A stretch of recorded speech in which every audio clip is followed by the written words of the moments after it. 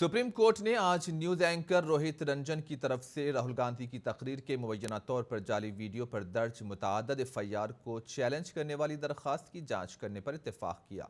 Senior वकील सिद्धार्थ लोथरा ने justice Indira Banerjee और जेके महेश्वरी पर मुश्तमिल तातीलाती बेंच के सामने रंजन की अर्जी का जिक्र किया और अदालत से इस मामले की फौरी समाअत करने की अपील की। लोथरा ने दावा किया कि उनके मुवक्किल ने एक शो के दौरान गलती की और बाद में इन्होंने इसके लिए माफी मांगी। ताहम शो के सिलसिले में उनके खिलाफ मुतअद्दिद एफआईआर दर्ज की गई हैं। लोथरा ने बेंच से कहा कि चीफ छत्तीसगढ़ पुलिस उन्हें गिरफ्तार करने की कोशिश कर रही है, जबकि नोएडा पुलिस ने उन्हें मंगल को गिरफ्तार किया और बाद में जमानत पर रिहा कर दिया। और इस मामले में मुख्तसर दलाइल सुनने के बाद बेंच ने जुमेरात को मामला दर्ज करने पर इत्तेफाक कर लिया है।